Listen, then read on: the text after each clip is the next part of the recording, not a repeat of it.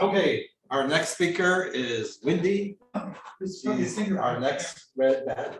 Can we please spell Wendy's name properly in the Is it why?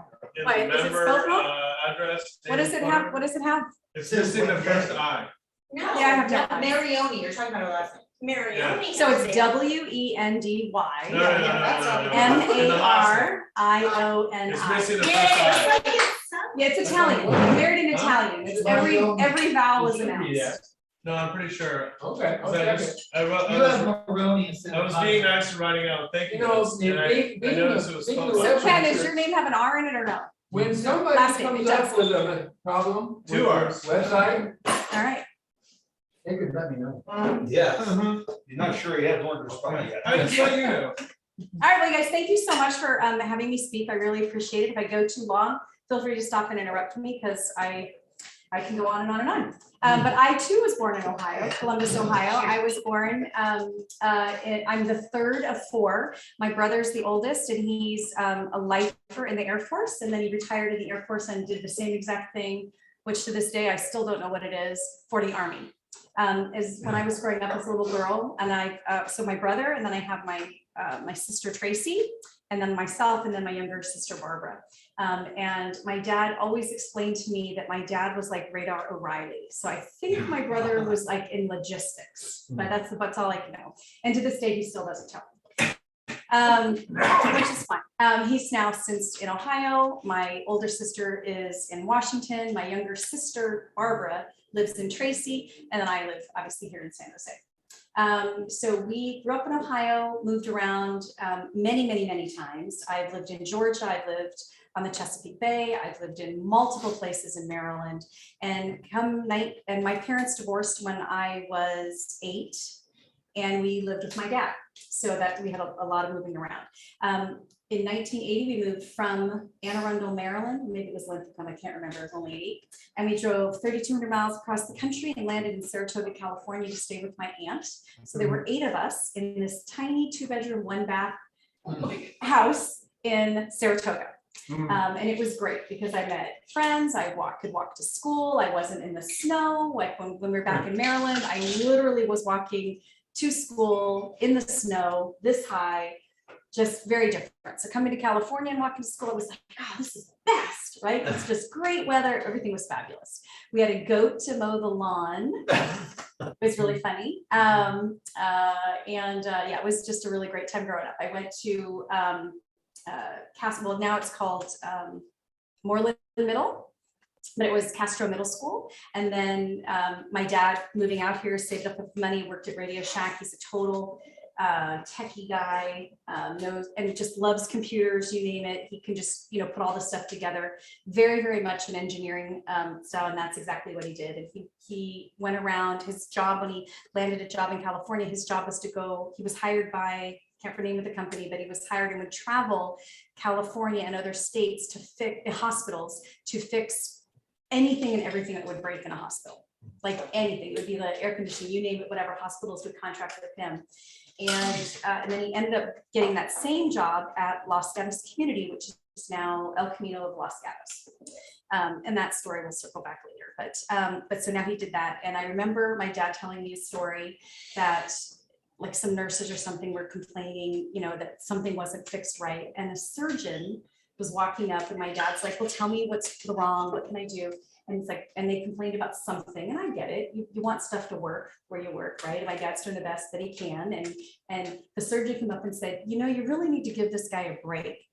As a surgeon, and as much as I'm paid, I only have to know one thing. I need to know how the brain works, or I need to know how the bones work. But an engineer needs to know how everything works in every compartment and how it interfaces. I go, so just give the guy a break, answer his questions. So anyways, that was kind of something that I found was very profound to help me be patient with the people that I might lose my temper, basically. Just to kind of go, oh, everybody has a different perspective. So those are really good things. So my dad loved working for Los Gatos Community.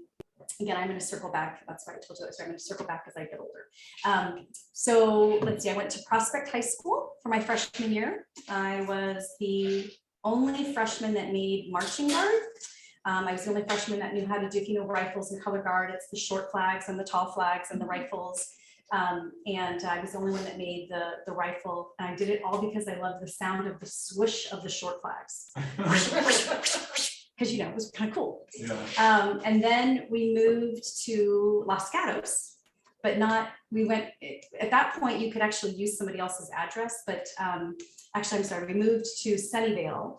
But the school that my older sister and older brother had to go to, I think it was Fremont High School, maybe Sunnyvale High School, I can't remember, totally had drugs. My sister and brother were there the first day, and my sister made friends with somebody, and she was a freshman, and or she was a sophomore at the time. Actually, it couldn't have been, because I would have been a freshman. So yeah, so my sister was a junior. She had a friend that she befriended. My brother had no friends, but always hang out with my sister, and they don't really like each other. But my sister saw a senior late put lace her friend's milk, and she was loopy the whole day. So they came home, told my dad. My dad immediately pulled them out of school. And that's how we used my uncle's address to go to Los Gatos High School, which is what pretty much everybody did. That was in Los Gatos. So again, I went Prospect year my freshman. My older brother and older sister graduated from Prospect High, but I actually went into Los Gatos, and I went my sophomore, junior, and senior year in Los Gatos, which is where I met my husband. His best friends were all still really great friends. Dated this guy named John Pfister, who happens to be my husband's best friend at the time. And everything was great. I graduate high school. I go to Chico State.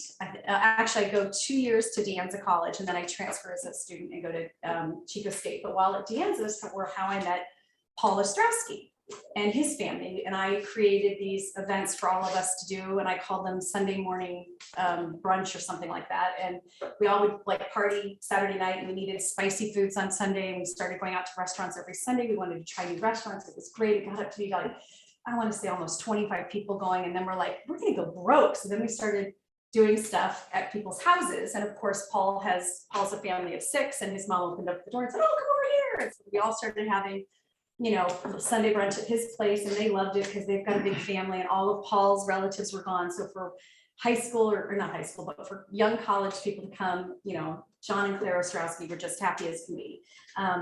And I think Paul already shared with you how I really looked up to Paul Ostrowski's dad. His name is John, and he always instilled in me, he says, Wendy, just smile. No matter what, just smile. Like everything is good, it'll all be okay, just smile. Make people feel good. So I don't know if Paul, and I have shared with him, but I don't know how much, I did share this with his dad about how his dad really influenced me in my career, and how I wanted to be, how I wanted to own real estate. And I would say, this is what I want to do. And he would just I would share with him my dreams, and he would go, you can do anything you want, Wendy. You can believe it, and you can do it. Hence, then I go up to Chico State. My goal was to meet every single person, because Chico's a totally awesome place, and met tons of people. I pledged a co-ed business fraternity. My major was business, and I had an international business minor. It was fabulous. I really enjoyed it. Can't say enough about how great I think Chico State is, and the people that you meet. And then as I graduated Chico State, I met my fiance. And my first job out of college was being a recruiter for Culver Personnel. I met my fiance. Needless to say, that didn't turn out. I'm very happy that didn't turn out very well. I was going to say, very happy. Yeah, very happy that didn't turn out very well. But while I graduated college, I still networked with Paul, met Dave. I think, Frank, that's when I met you too, is after I graduated college with Paul. Yep. And we still just had different networking groups. I started one of my own networking groups. I was always in sales.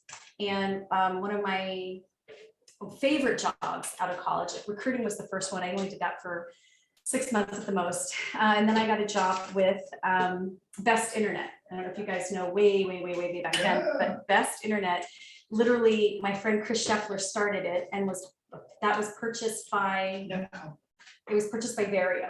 Oh, Vario. No, but didn't that come by? NTT Vario. So Best Internet. We used to use Best Internet, and then it got purchased. Right, I yes. thought it was Netcom, and then it was Vario, but I couldn't remember. Well, I don't know that history, but whatever. So anyway, so they're gobbled up. So I went from like working with a private company and selling it, and we literally had an office in Mountain View, and it was just a hole in the wall. Like people for AT&T would say, "Oh yeah, go over there and look at their network, and then come over and look at how beautiful ours is." And the reason how we still hooked everybody was because we had the best rates, because we didn't have to pay downtown San Jose rates. So it was really amazing. And then when we were purchased by Marioni, that we went from being a private company to a public company owned by NTT, which is Nippon Telegraph and Telephone. You know, went back and forth between buying shares and this, that. It made a lot of money. The bottom line is they made a lot of money back then. And when I was with NTT Vario, I would sell co-location services. So that would be, you have a business and you'd want your server to be in our location. And I traveled, my geographic area was mostly California, but I would travel a lot, and I would basically sell people and say, these are 5-year contracts, here's what we can do for you, yada, yada. And I let the sales engineers do the job, and I just answered all the middle managers' questions and the CEO's questions, and just kind of did what salespeople do, was get out of the way, let the tech people talk. And I just loved it. And I would sell everything from lines that go into your building. I would sell lines that would go over onto the internet superhighway at the cross connection point, or I would sell co-location services. And it was a fabulous job, and I totally love it. And it's very similar to what Paul and Dave are selling now. But at the height of my career, I was either the number 1, number 2, or number 14 rep in the country for NTT Vario. And then the .com, bust happened, and so busy. I mean, I literally was so busy. I had purchased 2 houses at this point, but the .com busted, and I was like, gosh, I don't know what I'm going to do. And I took about 18 months off work, and I decided, I have a lot of money for a single female, right? A lot of money, single female, traveling everywhere. And I thought, gosh, what do I want to do? And I literally traveled all over the United States. I took trips to Apple. At this point, my cousin Natalie was one of the top PR people, and I went to Paris and met Steve Jobs, and that's a funny story in itself. And just hung out with her in Amsterdam and just to different places through Europe, but just build more family relationships. So I would go back east, and my cousins would be like, "Hey, why don't you come out?" Because again, we're a big Catholic Swiss German family. Forgot to mention that, Emily. Thanks for the tidbit. But big Catholic family. So I have 16 cousins. So I would always hang out with them and just travel, and it was great. And I think it really instills in me that it's the relationships that you have with people and your heart, and that you care about them and put them as making sure that they are the ones that are taken care of, whatever that is. Do you need an ear? Do you need $5? What do you need? So that's kind of the lifestyle that I grew up in, and it was fabulous. And then after 18 months, I thought, crap, I have a mortgage payment. I should figure out my job. So I started researching what is it that I really want to do. And I researched, I just really reflected and researched my activities and all the way back to high school. And even in high school, I took real estate courses, and I was like, wow, I really like land. I was like, I really like that. And I already know how to sell multi-year contracts. I already know how to sell different services. And I'm like, oh, and I already know how to talk to the CE levels and the middle managers and the line managers, and I can talk engineer talk. And one of my gifts or my superpowers is I can have an engineer say something, I can translate it into like normal language for someone. So I'm like, oh, I could be a trainer, I could be this, right? So I researched, and then I just said, you know what, I'm just going to get my real estate license, because I think I want to sell, I want to own real estate. I think it's perfect. God only makes so much land, and the new land that he's creating is not suitable for living yet, because it's still hot. There's a lot of things, right? I'm like, so It's in the ozone of the south side. Exactly. So I got my real estate license. But in the meantime, it's been, 20 years since my high school graduation. And here's a little side note.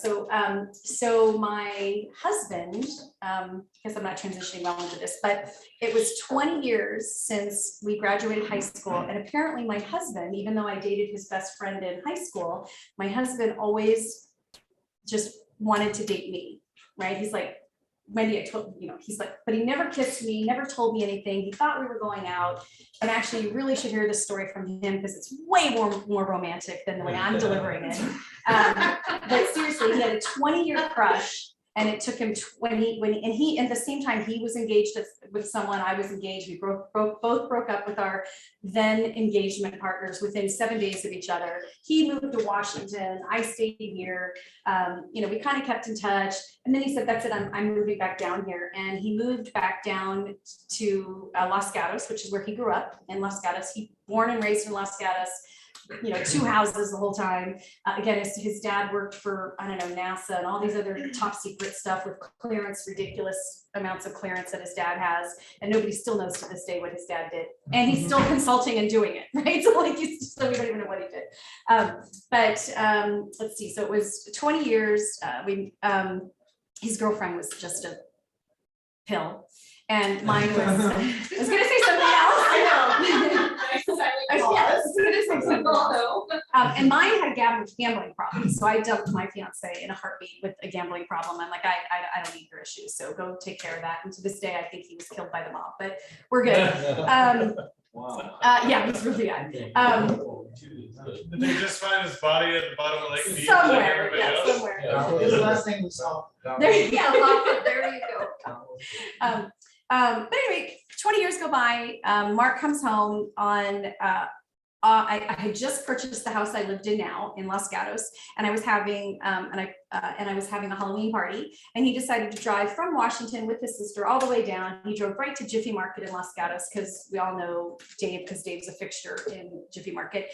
And he goes, oh well, he's like, oh, I'm gonna try and hook up with Wendy. He goes, oh well, she's having a big party tonight. It's a Halloween event, so they decided to put on a costume, which is a paper bag. And I think they cut holes out of it because, again, you're at Jiffy Market, which is like a little liquor grocery store, cut holes in it. They drove over to my house, put the bag on their face, knocked on my door. I opened it up and I see these 2 people with paper bags on their head.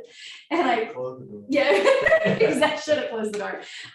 Pulled the bag off, and it was my friend Mark. And Mark and I were always, we would talk for ages and hours and hours and hours, and never once held hands or kissed or anything. It was really amazing. And that was August of, I'm trying to think of what year, so 2003. So that would have been August of 2003 is when he moved back. He stayed on John Fister's couch for like 6 weeks, couldn't take care of it. I had a house with 4 bedrooms and 2 baths, and I said, hey, you can move into one of my spare bedrooms. He moves in like January. Mark and I had been friends for 40 years, and then we're just chatting and talking. And actually, I think he moved in November. I could be wrong on it. Maybe it was November. Can't remember the exact time he moved in. He'll know. Ask him. Yeah. Long and short of it, we decided to get together. I got pregnant. We were already engaged to be married. We were telling all our friends. We decided to marry in June of 2004, but it took him like 20 years to kiss me. 20 years, and then I knew the second that he kissed me that he was the man I was going to marry for the rest of my life, and that was 17 years ago. Wow. And in that time, we have 3 beautiful children. We're very, very good for each other. He is absolutely the epitome of an artist and a guitar person, and I am much more the pragmatic, this is what we need to do to get to the end point. And I understand that you have all of this beauty that you're building. Can you move this beauty this way, right? Like, let's just keep moving forward, right?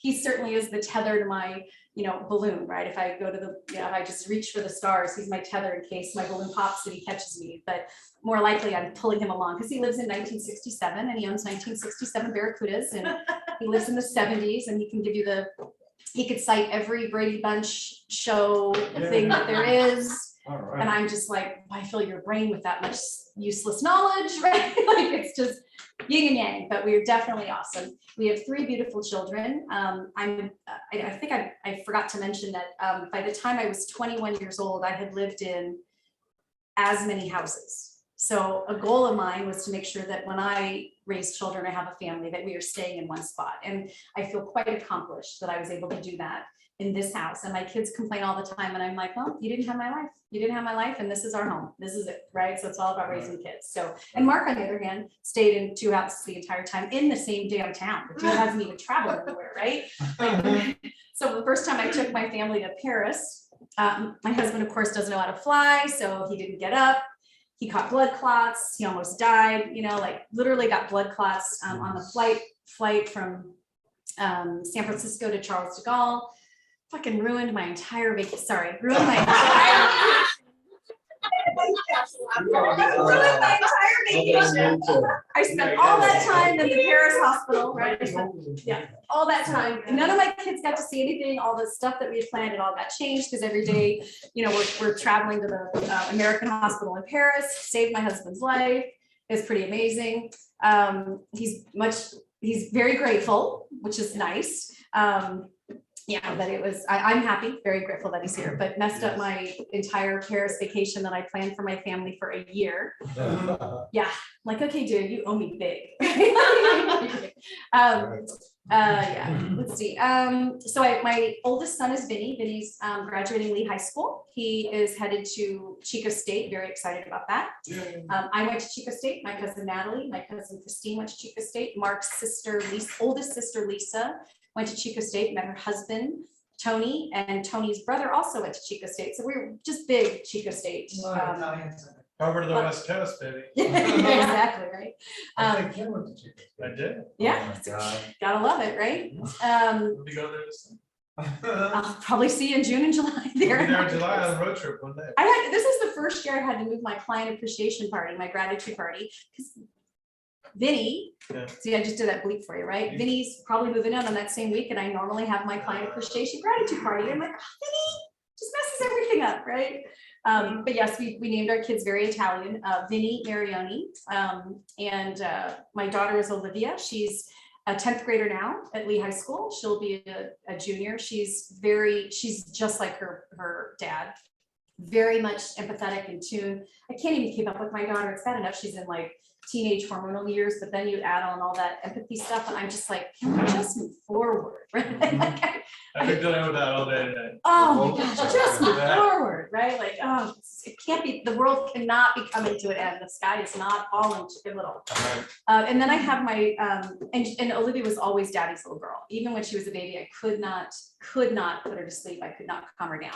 Dad always did. So then I had a third child because my daughter didn't like me, and Vinny was growing up. So I had a third child, and it was Johnny. And Johnny totally is my son. Like, he's just like, okay, mom. He'd fall down when he was little and be like, I'm okay, right? Like, he's just doesn't matter. He's totally happy, healthy. Yep. What do you need? Okay, I'll do it. Still just awesome.